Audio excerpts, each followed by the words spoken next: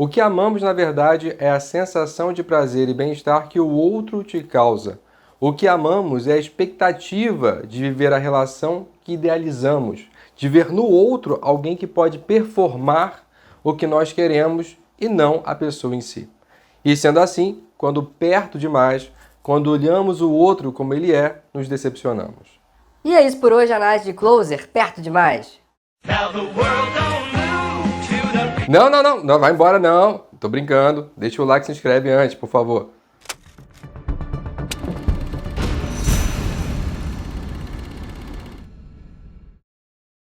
Mas falando sério, Closer, Perto Demais é um filme de 2004, dirigido por Mike Nichols e roteiro de Patrick Marber. Custou 27 milhões e faturou 115 milhões. A meu ver, é um filme que fala muito com a minha geração, ali juntinho com o Brilho Eterno de Uma Mente Sem Lembranças, que facilmente esses dois filmes estão entre minhas comédias românticas favoritas. Obrigada. De certa forma, Closer ele tem uma maneira muito mais depressiva de ver as coisas, mas ambos trabalham essa ideia de efemeridade das relações. Só que, no Brilho Eterno, vamos ter uma mensagem que o importante é a jornada, enquanto que Closer vai focar no início e no fim da relação.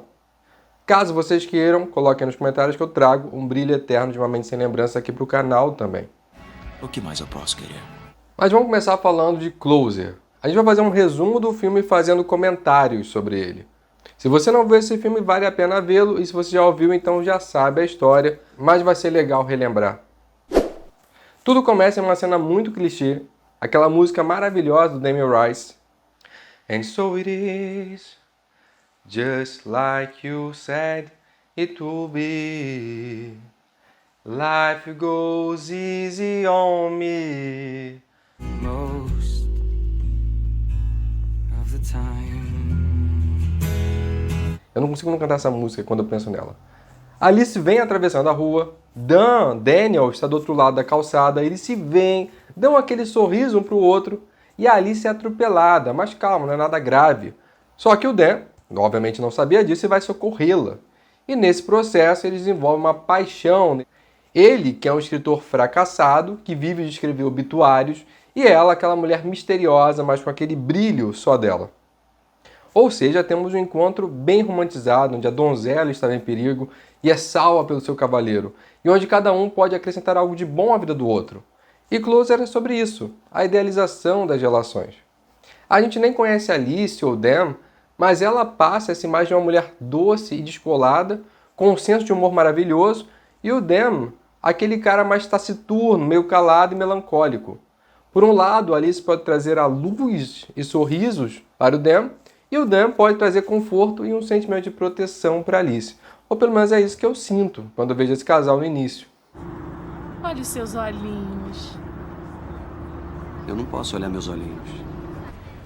Uma coisa que já deixa eu entender um pouquinho como o Dan funciona é que ele fala que tem sim uma namorada e que o nome dela é Ruth, ela é linguista, mas isso não importa, porque logo em seguida ele pergunta o nome da Alice, a cena corta e fica claro que ele terminou com a Ruth. Você tem namorada?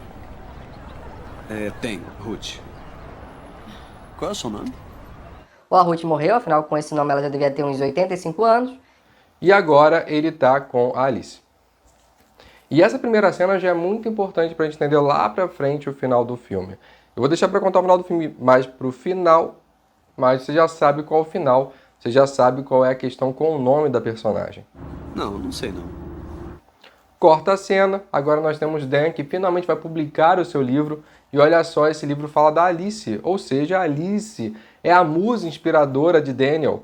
Graças a Alice, ele saiu de um escritor frustrado para um escritor que realmente escreve, que publica e que existe enquanto autor. Que beleza! Ele está no estúdio de Ana para tirar uma foto que ficaria na capa do seu livro, na contracapa. A Ana diz que amou o livro de Dan, e essa frase toca o Dan de uma maneira muito poderosa. E mais uma vez, a gente tem essa idealização. O Dan possivelmente sempre sonhou com aquele momento, onde ele seria amado pelo que ele fez. E a Ana, que leu o livro antes de todo mundo, porque o editor do Dan lhe mandou o livro, esse que seria publicado só ano que vem, passa a representar isso. Isso que o Dan sempre quis, alguém que o amasse antes mesmo de conhecê-lo. Mas você gostou? Gostei, mas posso mudar de ideia. E ali eles começam a flertar, tem toda aquela energia sexual Só que o Dan, Que ele é tímido, né? ele não avisa que tem namorada. Que filha da puta. E nem que essa namorada é a Alice, a pessoa que é lá a história que está no livro. Obviamente, quando a Alice chega, a Ana fica pistola, mas se segura. E a gente acha que o Dan vai desistir. Só que ele ainda aproveita que a Alice foi ao banheiro para insistir que ele e a Ana deveriam se encontrar. É mau caráter mesmo. Esse é o Dan. E o filme tem esse tema como algo central, o narcisismo. O narcisismo e também o hedonismo. O narcisismo é o que move o filme. O filme vai deixar a entender que o que move o amor é a nossa necessidade de ser reconhecido pelo outro, de ser elogiado, amado. Eu acho que sim. E que do outro lado, você tem uma falta de empatia pelo sentimento do outro, pelo menos esses personagens vão ter.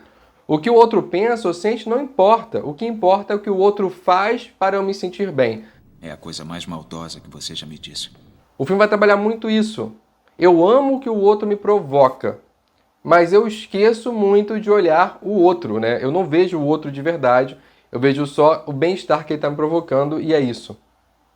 E no caso do Dan, para além disso, tem esse hedonismo dele, que é essa busca pelo prazer imediato. Então ele estava com a Ruth, mas a Alice apareceu e ele ficou interessado. Depois ele estava com a Alice, mas a Ana apareceu e ela era interessante e ele não é capaz de dizer não ao seu desejo imediato. Parece adolescente. E a gente descobre que a Ana também passa por isso, porque ela elogia o Dan, mas o Dan olha suas fotografias, que vez ou outra fazem parte de uma exposição, e a elogia, meio que um massageia o ego do outro, e isso gera essa flama, uma paixão. Mas a Ana não é tão hedônica quanto o Dan, e apesar da atração, se recusa a encontrar com ele e a ajudá-lo a atrair a Alice. Como ela diz, eu não sou uma ladra. Não sou uma ladra, Alice. Daniel então vai embora, mas a Alice fica, pede para ser fotografada, e daí a gente descobre que a Alice sim ouviu aquela conversa do Dan com a Ana, quando ela foi ao banheiro. A Alice chora, e daí a Ana tira a foto, que vai ser a foto central da exposição dela, ou seja, tanto o Dan como a Ana usam a Alice como força motriz da sua arte. A vida de Alice, onde ela é stripper, vira um livro, a dor da Alice vira uma foto, nenhum dos dois pensam na exposição pela qual a Alice vai passar, nenhum dos dois tem empatia real pela Alice, e por isso o final do filme é tão incrível, porque pra mim esse filme é lindo nos detalhes. Já que você vai pensar, nossa, tadinha da Alice, e aí chega aquele final surpreendente. Ninguém tem paciência comigo. Lembrando que eu não estou dizendo que a Alice não sofreu nesse filme, ela sofre bastante, mas o final ainda assim é surpreendente. Por hora, a Ana diz não ao Daniel. Ele poderia desistir? Poderia, mas ele não consegue deixar ir embora. Tanto que em um bate-papo de madrugada, ele conversa com o Larry, um médico que está no seu trabalho ali de plantão, mas ainda assim, enquanto está de plantão, está no bate-papo chamado Sexo com Anônimos em Londres. E o Larry também tem essa coisa muito sexualizada, né, hedonista, de certa forma. E ele, inclusive, para de atender para poder conversar ali com aquela mulher, já que o Daniel se passa pela Ana. Ele inventa que o nome dele é Ana. O que é isso? Profissionalismo. Então o Larry diz que quer encontrar a Ana, quer conhecê-la de verdade, não quer ficar só no bate-papo. E o Daniel marca com o Larry no dia seguinte ali no Aquário de Londres, só que o o Daniel não esperava, não previu, é que realmente a Ana estaria lá. E depois de uma confusão entre o Larry e a Ana, e tudo esclarecido, eles começam a conversar e aí engatam um romance. Faz esse joguinho, ninfa da internet. Como é que é? E dali começa um desdobramento do narcisismo, onde os dois homens Que transaram virtualmente.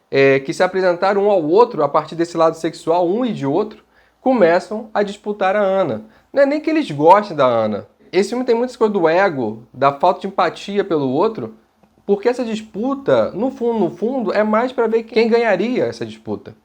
Bato nele. O quê? Se chegar a isso numa briga, eu ganho dele. Claro que eu não estou dizendo que é uma coisa objetiva, que eles falam, não, vamos disputar. Não é isso, gente, não é assim que funciona. É uma coisa subjetiva. Ele toma atitudes que permite você ler isso. E a Ana também não ajuda, porque ela manda um convite para o Daniel para ver a sua exposição de fotos. E é engraçado porque a forma como esse convite está ali na mesa, parece até que o Daniel fez um altar em torno dele. Mas vamos lembrar que o Daniel acha que a Alice não sabe do interesse dele pela Ana. É claro. E é óbvio que ele já diz que vai sozinho, que ele vai passar o final de semana fora para poder refletir sobre a vida. Que eu apenas quero ficar sozinho. Por quê? Pra, sei lá, chorar. Pensar. Nesse momento ele ainda não sabe que a Anna tem namorado, que ela tá ali com o Larry. Ele entendeu aquilo como um convite para outras coisas para além da exposição. Sexo. E como eu digo, são os detalhes. A Alice, por exemplo, vai falar nessa conversa, quando ele diz que quer ir sozinho, que um senhor chega no bar, faz uma piadinha, e a gente nota o quanto isso não desperta nenhum pingo de ciúme ou preocupação da parte do Daniel. Inclusive, a Alice vai continuar e diz que espera que o Dan largue-a. E ele jura que não vai fazer isso porque a ama. E os atores são muito bons. A gente vê, por exemplo, a cara de decepção que a Julia Roberts faz, né, a Anna, quando vê o Daniel com a Alice. As interpretações são contidas, mas muito poderosas, na minha leitura, claro. E na exposição, em meio a uma música brasileira de fundo, Larry finalmente conversa com a Alice e Anna com Dan. E eu já vou adiantar que a Alice e o Larry têm as conversas mais profundas e mais sinceras do filme inteiro. Gostou? Não. A Alice diz no momento que todo mundo adora uma mentira. Porque, em outras palavras, o mundo não é reconfortante. Então buscamos conforto. E o confortável é uma mentira. Então, a exposição é tranquilizadora, o que faz dela uma mentira. E todo mundo adora uma boa mentira. A Alice diz que o livro de Daniel é sobre ela, mas que ele deixou de fora muita coisa. Que coisa é essa? A verdade. E o filme já vai deixando essas dicas do final. Anna fotografa estranhos, mas ela conhece a Alice, então ela não seria uma estranha e não poderia estar na exposição. Ou será que a Alice é sim uma estranha? O que será que ele quis dizer, hein? Tensão sexual entre o Larry e a Alice. Tensão entre o Dan e a Anna. E a gente sabe que vai acontecer alguma coisa. A gente não sabe quando vai acontecer alguma coisa. E a Alice, eu vou frisar, é o melhor personagem, porque temos toda aquela tensão sexual e logo que o Larry vira e vai embora, ela vira o rosto e parece triste. É essa interpretação contida e tão poderosa. Talvez a gente nem entenda o porquê aquela carinha dela, mas a Alice é aquele tipo de pessoa que toma a forma que acredita ser a correta para tocar o outro. Ela responde ao que ela acredita serem os anseios do outro. O Larry tem essa sexualidade como característica dele e ela responde à altura, mesmo que isso lhe faça mal. E o Larry é o único que percebe que a Alice é dissimulada, que ela finge. A gente descobre também que tem 1 ano que o Dan fica stalkeando a Anna. Eu não persigo. Eu vigio. Quando eu não tô lá, você me procura. Como você sabe se não está lá? Porque eu tô lá. Vigiando a distância. Complicado, complicado. E dali mais um corte temporal. A verdade é que esses cortes temporais talvez seja o que deixe o filme confuso para muitas pessoas. Daniel conta finalmente a Alice que estava com Anna. Mas por quê? Porque ele e Anna decidiram viver juntos. E então seus parceiros se tornaram um problema. Não me incomoda, mas a verdade é que exige um esforço ali, já que esse filme só foca nas idealizações e nos problemas das relações. Mas enfim, depois que o Daniel conta para Alice, tem mais um corte. E agora a gente vê o Larry voltando de um congresso e ele traz um presente para Anna e diz até que comprou um postal com o rosto de Alice, daquela foto que a Anna fez para aumentar suas vendas. E ele inclusive diz que sabe que a Anna vai deixá-lo, mas é porque ele vai confessar a Anna que ele transou com uma prostituta em Nova York. É só depois disso que a Anna conta que está tendo um caso com o Daniel e que vai viver com ele. O Larry, que sempre se preocupa com as questões sexuais, quer detalhes. Ele vai sendo aquela pessoa babaca até conseguir fazer a Anna dizer que prefere transar com o Daniel. O Larry, como é essa pessoa que diz conhecer o ser humano, a gente percebe que ele trabalha muito com a culpa. Ele diz que entende os humanos, então me parece que tudo que ele faz é para fazer a Anna se sentir culpada. Fez isso no dia em que nos conhecemos, deixou eu me enforcar pro seu divertimento. Por que não me contou assim que eu entrei por aquela porta? Estava com medo. Não só por raiva, mas ele vai dizer mais tarde que a Anna é depressiva. Então ela precisa ser triste para legitimar sua depressão. Ele sabe disso, mas não importa. Ele dá a Anna a tristeza para que a Anna continue com ele. Ela não quer ser feliz. Todo mundo quer ser feliz. Depressivos não. Querem ser felizes para confirmar que são depressivos. Se foram felizes, não são deprimidos. E mais uma vez o filme vem dizendo: a gente ama o que o outro causa na gente e o que o outro pensa ou sente não é interessante. Esse filme, ele, na verdade, ele tem uma visão muito depressiva de como as pessoas não têm empatia pelos sentimentos dos outros. E se você for pegando esses detalhes, essa manipulação que um vai fazendo com o outro, não tem como não achar esse filme minimamente interessante. Nem que seja para você odiar os seus personagens. Eu te odeio! Agora, separados, Larry vai a uma boate de stripper e encontra a Alice. E dá muito dinheiro para ela pedindo que ela diga o seu nome real. E o tempo todo a Alice diz que o seu nome é Jane. Oi. Jane? Mais uma cena foda que mostra que o Larry e a Alice são os que têm os diálogos mais sinceros do filme.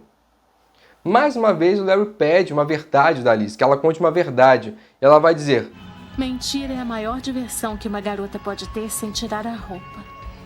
Mas é melhor se você tirar. Além disso, ele sugere que eles transem como uma forma de vingança ao Dan e a Anna. E aí o filme corta, mas mais tarde a gente descobre que de fato sim, eles transaram. Dan e Anna querem se casar e por isso Larry precisa assinar os papéis do divórcio. E Larry diz que assinaria, mas só se a Anna transasse com ele uma última vez. E a Anna aceita. É o quê? Mas diz que faria isso só por pena. Vou fazer isso porque me sinto culpada. E porque sinto pena de você. Sabe disso, não sabe? Eu sei. Mas pro Larry isso não é um problema. Como a gente sabe, empatia não é o forte desses personagens. E eu vou te falar, eu tenho muita dificuldade de decidir se eu odeio mais o Daniel ou o Larry.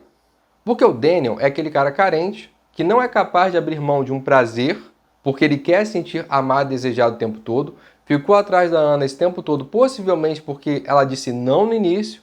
Então, de maneira simples, o Daniel é raso. Ele não pensa nas consequências, ele pensa nele, ponto. E daí eu acho que eu tenho mais ódio do Larry, porque o Larry é aquele cara que acha que entende o ser humano e que por isso é melhor que os outros.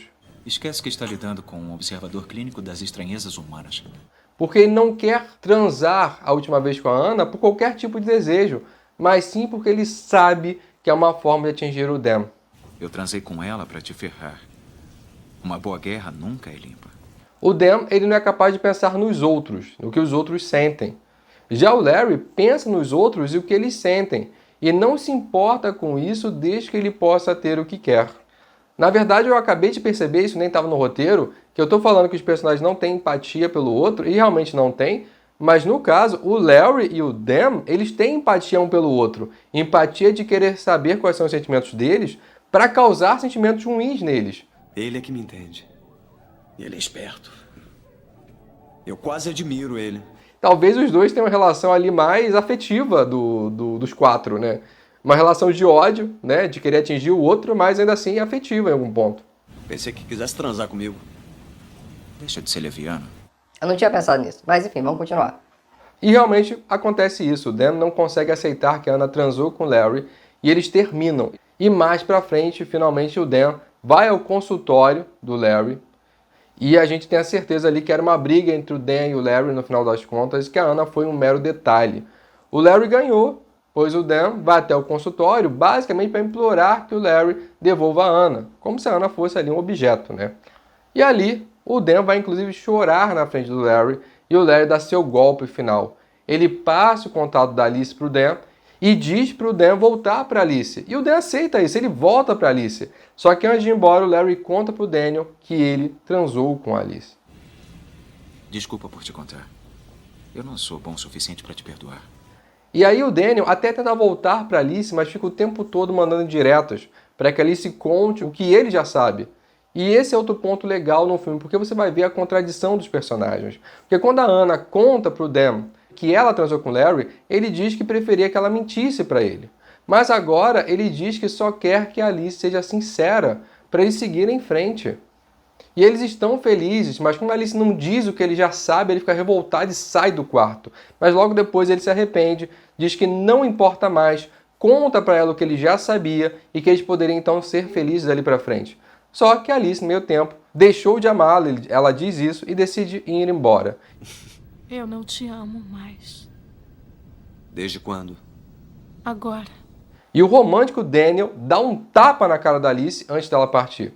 O que também é chocante, porque a gente esperava isso do Larry, já que ele é muito mais troglodita e agressivo. Mas quem faz essa agressão física é o Dan. Está vestida porque achou que eu podia te bater?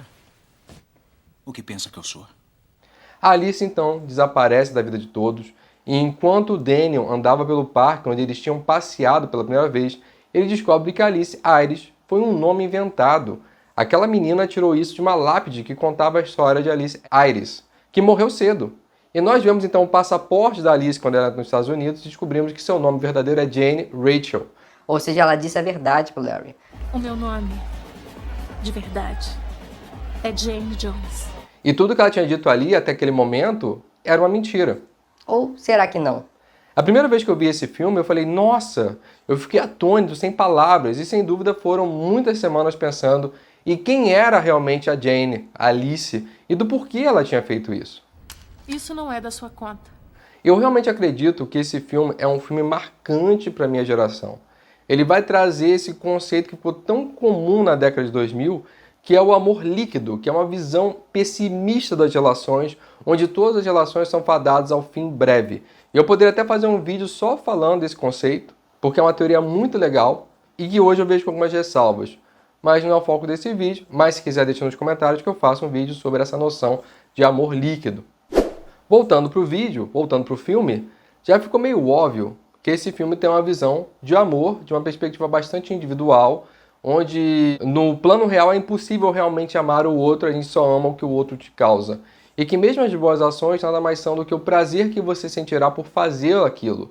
No fundo, todo ser humano é apenas um narcisista em maior ou menor grau. E? Mesmo a pessoa que faz uma caridade, na verdade, não é pelo outro, é porque você se sente bem fazendo uma caridade. É mais ou menos isso que o filme vai defender ali. Ou vai permitir que a gente interprete. Que todos os personagens precisam de terapia fica meio óbvio. Óbvio. Mas a Ana talvez seja a que mais precisaria, porque se o doutor ali, o Larry, está certo, ela sofre de depressão. E ela fica legitimando a sua tristeza através de escolhas que não a façam feliz, fazendo ela sentir culpa. E o Larry não está nem aí, olha só. O que já é uma contradição com uma relação saudável, já que numa relação saudável você tem que visar o melhor para o parceiro, que ele se sinta bem, que ele evolua enquanto pessoa. Então aquela relação já é muito problemática. E quem disse que isso é problema meu? E a Alice, se a gente parar para relembrar, ela só disse seu nome depois de saber que o Dan tinha namorada. Por isso que eu disse a importância da primeira cena. Ela foi stripper, eu imagino que ela conheça muito bem a psique masculina. E suponho eu que ela já sabia que aquele relacionamento não tinha muita chance de ir em frente. Inclusive por isso que ela meio que aceita a traição do Dan.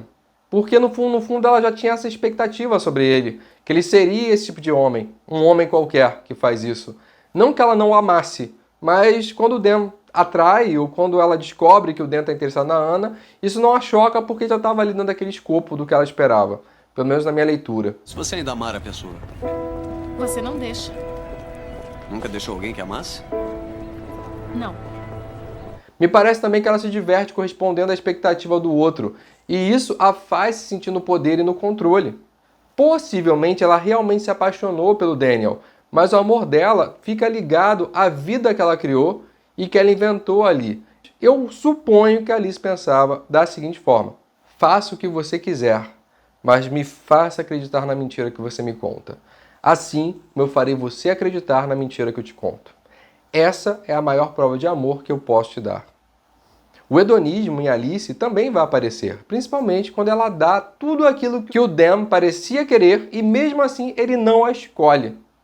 E o amor de Alice acaba quando o Daniel diz que sabia algo que ela fez e esse algo meio que quebra esse personagem que ela criou.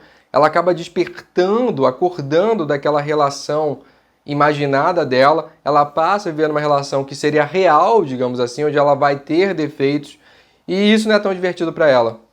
Então, ao meu ver, quando ela desperta, quando ela tem que ser ela mesma, isso perde a graça, perde o amor que ela tinha, e ela decide que é hora de ir embora e de criar novas histórias, criar novos personagens.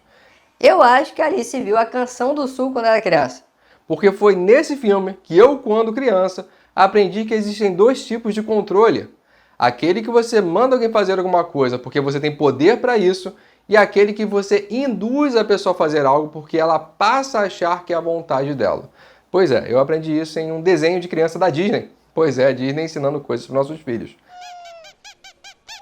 Mas no desenho isso parecia muito legal. Depois de adulto você aprende que não é tão legal assim. Ou espera-se que você aprenda. Se vocês quiserem, coloquem nos comentários que um dia eu faço um vídeo sobre esse filme A Canção do Sul, esse desenho que a Disney tem vergonha e que finge que nunca aconteceu. Esse desenho é bem problemático, inclusive. Como a Alice é jovem, talvez ela aprenda algo valioso no futuro. Eu tenho essa expectativa.